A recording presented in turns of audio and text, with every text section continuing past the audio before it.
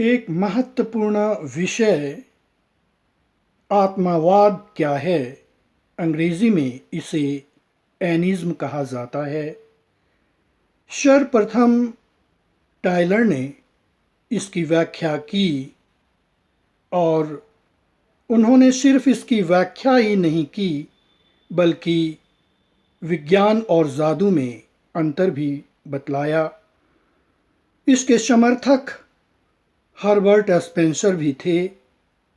जैसा कि टायलर ने बतलाया कि ऊपरी तौर पर धर्म में बहुलता देखी जाती है, लेकिन मूल रूप से सभी में समानता पाई जाती है। उन्होंने आत्मवाद के बारे में मुख्य रूप से बतलाया कि आत्मा या जीव में ऐसी शक्तियाँ होती है और आदिम समाज में धर्म के बारे में उन्होंने बतलाया और सभ्य समाज तक उन्होंने व्याख्या की। उनका कहना है कि मूल रूप से मनुष्य के अंदर आत्माएं होती है और जब मनुष्य मृत हो जाता है तो आत्माएं दूसरे शरीर में प्रवेश करती है। यह निराकार है और दो बातें आती है।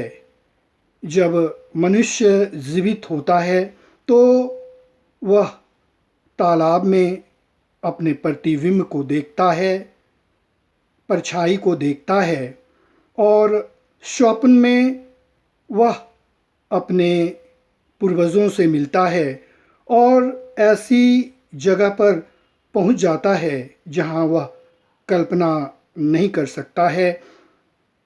मुख्य रूप से आत्माएं में आध्यात्मिक शक्ति होती है और एक ऐसी शक्ति होती है जो आत्मा और परमात्मा को मिलाती है और देखा जाए तो एक दैवी शक्ति होती है।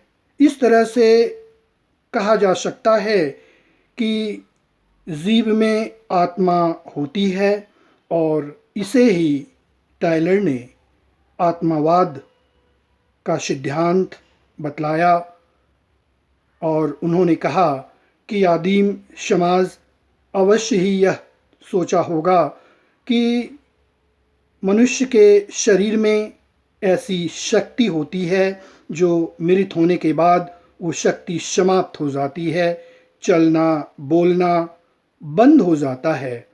इस तरह से कहा जा सकता है कि टायलर आत्मवाद के बारे में बहुत अच्छी बात कही है और इसमें प्रेत आत्माएं भी होती है, देवी आत्माएं भी होती है और देखा जाए तो यह शरीर का संचालन करती है।